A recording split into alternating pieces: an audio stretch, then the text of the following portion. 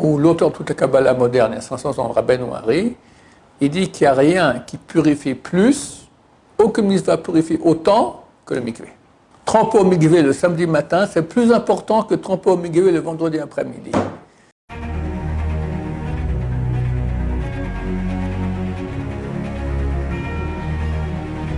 Ce jour dédié par un généreux donateur inconnu, anonyme, pour la réussite de moi-même et de nos étudiants qui sont présents dans la Shiva et également dans le monde entier. Baruch Hashem.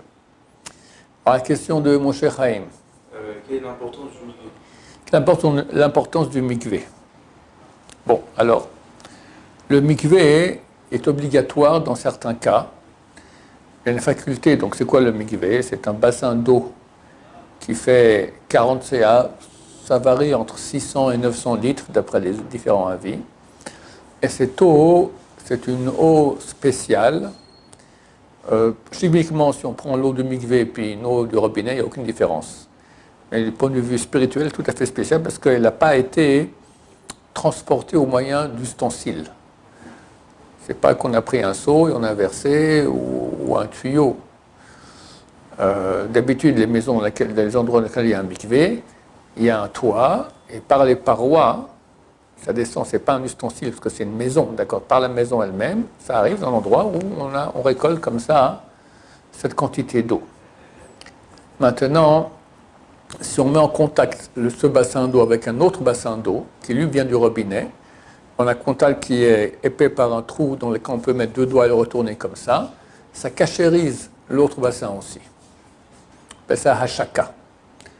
Il y a d'autres moyens aussi de cachériser de l'eau du robinet par on fait passer dessus au-dessus, ça azria, d'accord. Bon, toutes sortes de moyens. D'habitude, il y a 3 moyens, et les 3, on les fait dans tous les mikvot. L'eau qu'on obtient, cette eau, elle a des facultés spirituelles énormes.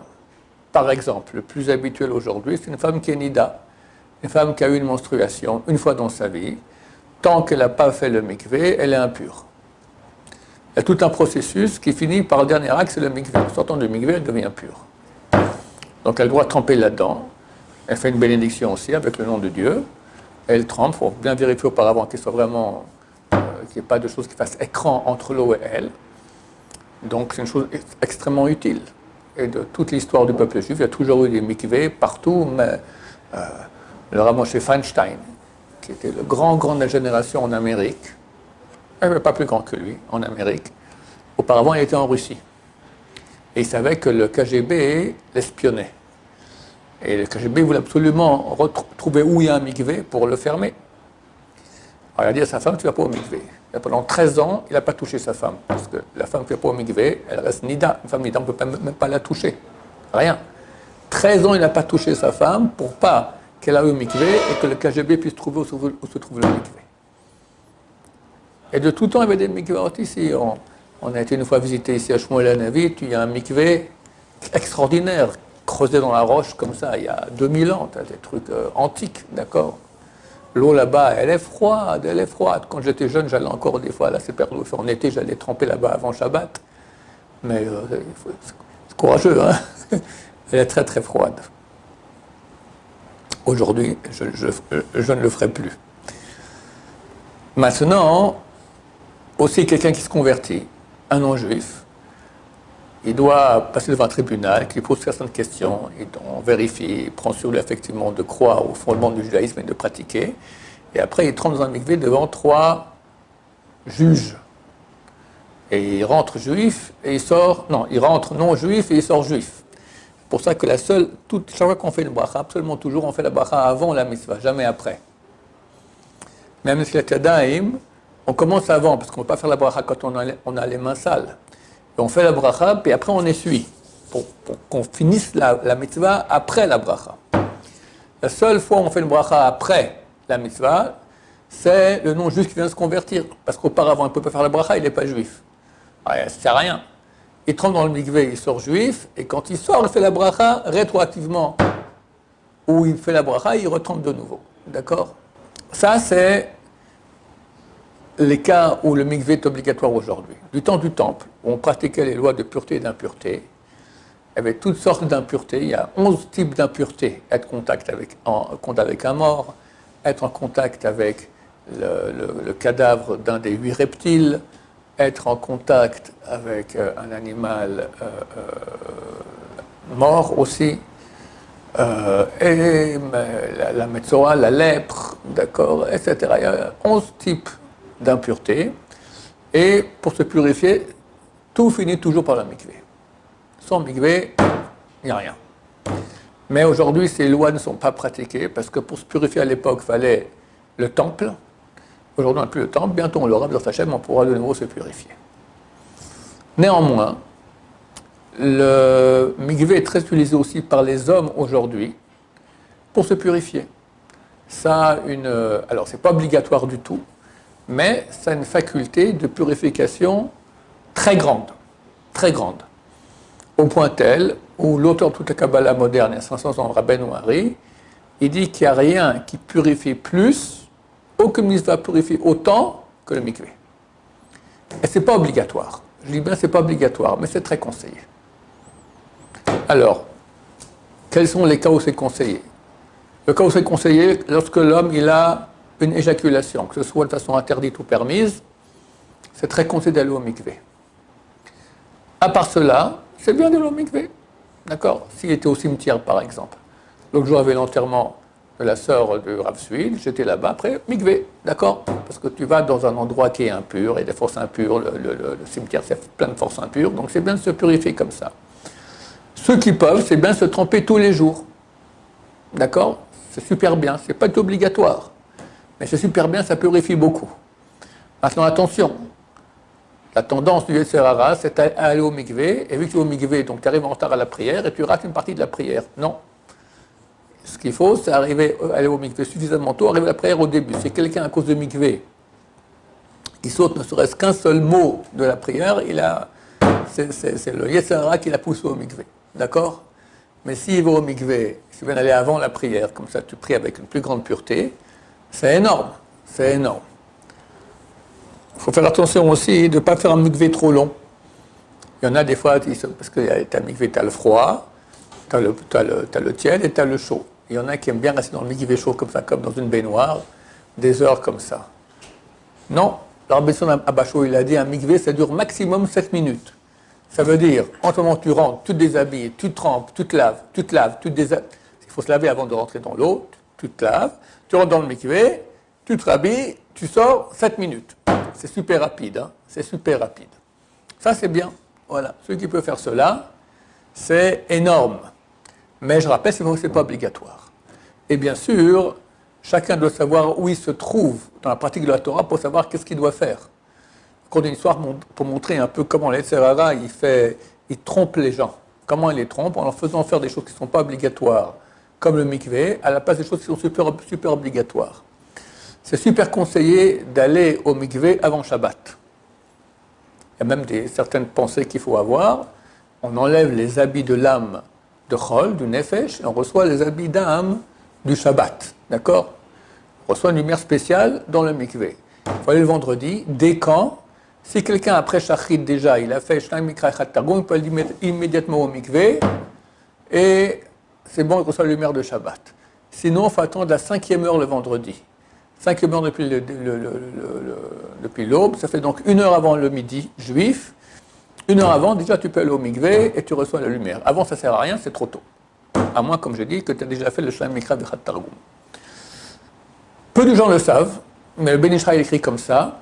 Tremper au mikvé le samedi matin, c'est plus important que tremper au mikvé le vendredi après-midi. Et la majorité des gens vont le vendredi après-midi, mais pas le samedi matin. Parce que la différence qu'il y a de sainteté entre le samedi soir, le vendredi soir et le samedi matin, elle est plus grande que la différence de sainteté qu'il y a entre le vendredi après-midi et le samedi soir. Donc c'est très important de retremper au mikvé aussi le samedi matin. Donc ça, ce sont les cas qui sont conseillés, pas obligatoire, d'aller au mikvé. Celui qui peut aller, comme je dis, tous les jours, c'est encore mieux.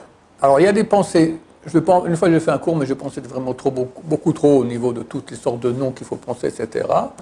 Mais en tout cas, il faut penser que quand on est au mikvé, on se purifie. Ça, une faculté effectivement de purification. Rabbi Shimon bar Shaul, il écrit aussi que ça donne beaucoup de joie. Évidemment, quand tu es pur, tu es en joie. Quand tu n'es pas pur, l'arme numéro 1 des forces humaines, c'est la tristesse. D'accord? Donc le mikvé, il a une capacité de rendre heureux aussi. Mais il faut aller dans l'optique qu'on est en train de se tremper maintenant dans l'eau pour se purifier, et ça purifie. Voilà. Qu'est-ce qu'on peut dire encore sur le mikvé? Oui. Et Shabbat, le fait qu'il faut faire attention de ne pas trop s'essorer quand on va aller au mikvé, comment se doucher aussi, il y a plusieurs façons. Comment faire? La vérité, c'est qu'on disait un temps qu'il y a un problème de s'essorer le Shabbat, mais ce n'est pas tout à fait vrai. Pourquoi? Essorer, on n'a pas le droit d'essorer un tissu. Parce que le tissu, il absorbe de l'eau, et quand tu le presses, tu fais sortir de l'eau, ça c'est complètement interdit. Mais la barbe, ou les poils que quelqu'un a sur la poitrine, ou sous les bras, etc., ils ne sont pas un tissu. On ne peut pas dire que le cheveu, il absorbe de l'eau. Il y a de l'eau qui est mélangée là-bas entre les poils, mais ce n'est pas que c'est été absorbé. Donc en fait, il n'y a aucun problème à se sécher. Il y en a qui disent que sécher comme ça, de façon un peu plus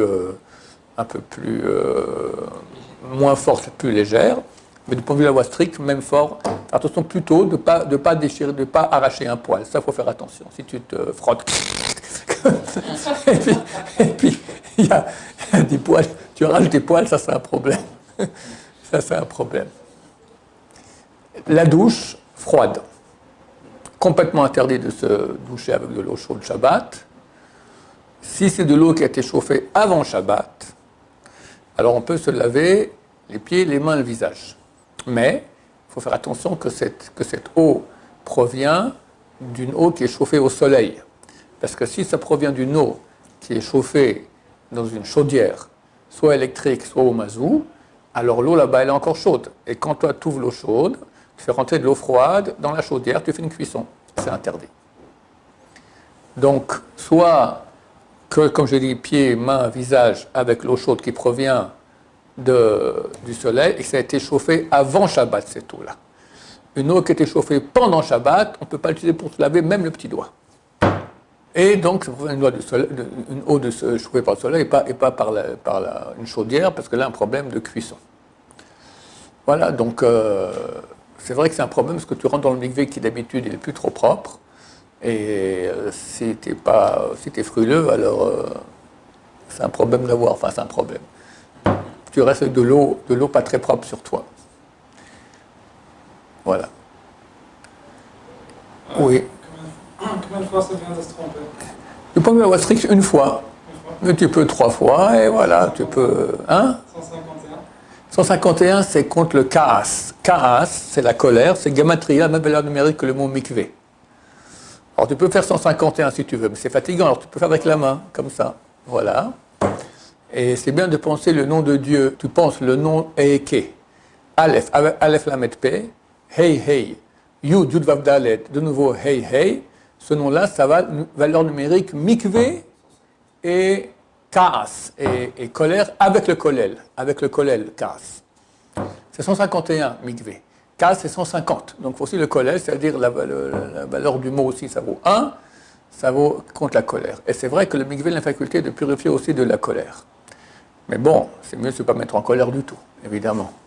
C'est bien de la dernière heure en Shabbat? Pourquoi dernière heure? Au moment avant l'entrée de Shabbat? Non. Le mieux, c'est aller tôt, à la 5e heure.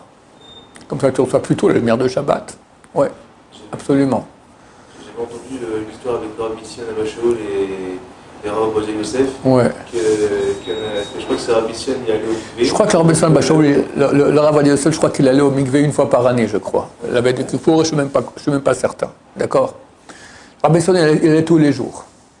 Maintenant, le Rav Ovadia Yosef, il se lavait pour Shabbat le jeudi soir, chez lui. C'est la douche. Et après, lui et la Rabbi Sion Abba Shaul, ils étudiaient tout le vendredi non-stop. Tout le vendredi. Il faut dire une masechet entière.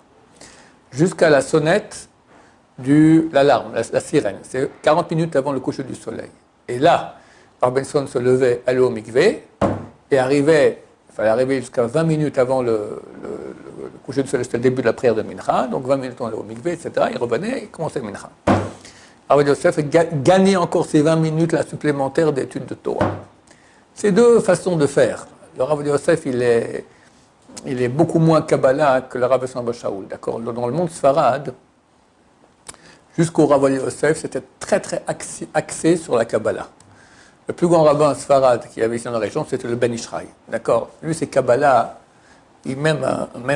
quand il peut faire un dikdouk, une déduction des paroles de Rabbeinu Hari, ça devient obligatoire.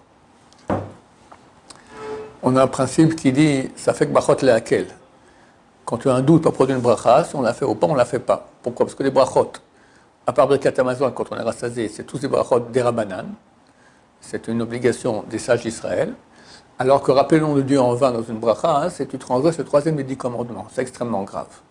Donc on ne va pas prendre un risque de faire une bracha, une mitzvah qui n'est que des sages d'Israël, au risque de transgresser le troisième des 10 commandements qui est extrêmement grave. Que la terre a tremblé lorsque Dieu il a dit ça. D'accord? De ne pas rappeler son nom en vain. Donc si par exemple tu as 1000 décisionnaires qui disent qu'il faut faire la bracha, mais tu n'en as pas, on va dire au moins 2 qui disent de ne pas la faire, on ne la fait pas. On ne la fait pas. Ben Ishraï dit, si tous les poskim disent de ne pas faire la bracha, mais Rabbeinu Hari dit de la faire, on la fait. Pour te dire que pour lui, Rabbeinu Hari Kabbalah, ça passe au-dessus de tout. On va dire, ça fait dit non. Rabbeinu Hari, c'est comme un autre posek. Donc si Rabbeinu Hari dit de faire une bracha, et tout le monde dit de faire, il y en a 2 qui ne disent pas, on ne la fait pas. C'est 2 optiques. Est-ce qu'on est plus Kabbalah ou pas? Jusqu'au Rav Yosef, le monde Sfarad était Kabbalah, Kabbalah, Kabbalah. Et Ben Ishraï, c'était le livre numéro 1 de Halacha, avec Kafachaim, Kabbalah aussi. Rav Ben Sion, il a atténué un peu. Il a dit, on fait d'après la Kabbalah toujours, mais uniquement ce qui est écrit noir sur blanc. Ce qui est déjà une déduction, ça ne devient pas obligatoire. Contrairement au Ben Ishraï, même les déductions étaient obligatoires. Rav Yosef, à ses débuts, il est parti contre le Ben Ishraï. Il a parlé comme ça, mais il s'est fait descendre, s'est fait huer. Le Rav Yosef, à ses débuts, c'était terrible. Il y avait une vraie guerre ici, d'accord? À la fin, il a quand même, voilà, aujourd'hui, c'est un posek très très reconnu, et plus on voit dans sa vie, plus il avance, plus il est contre la Kabbalah. Au début, il n'osait pas trop dire. C'était comme si, après plus, etc. Voilà. Donc c'est 2 optiques. Est-ce qu'on fait comme ci ou comme ça? Et certain que le mikvé, le fait de tremper au mikvé, c'est plus kabbalistique qu'autre chose. C'est pas obligatoire. Donc Rav Ovadia Yosef dira, moi je vais étudier la Torah qui est la plus grande mitzvah plutôt que perdre mon temps que d'aller au mikvé. Les chassidim, eux, se trompent toujours au mikvé. Voilà, tous ceux qui sont... Le Baba Saleh, c'est chassidique. Toute la lignée Abu Hatzera, c'est super chassidique. Donc, chez eux, le mikvé, c'est kadosh, kadosh, kadosh. Le Yanouka aussi, il va au mikvé tous les jours, d'accord? Tous ceux qui sont dans la branche chassidique, mikvé sans cesse. Parce que le chassidim, c'est aller d'après la Kabbalah, d'après Rabbeinu Hari. Les litaïm, les ashkenazim non chassid, ils vont presque jamais au mikvé. Je ne sais même pas s'ils vont peut-être la veille de Kippour. Et peut-être les veilles de fête. C'est bien d'aller les veilles de fête aussi au mikvé. Et encore. Rav Yosef fait partie de cette tranche de façon de faire. Voilà. Mais attention, il y a un danger, les Baal Shoah, ils aiment bien faire des trucs comme ça. Donc, si le mikvé devient plus important que l'étude de Torah, ou que d'arriver à l'heure à la prière, non. On y va, on le fait vite, on arrive à l'heure à la prière, et pas pendant les moments d'étude qu'il y a à la yeshiva. Baruch Adonai, La'olam, Amen, V'Amen.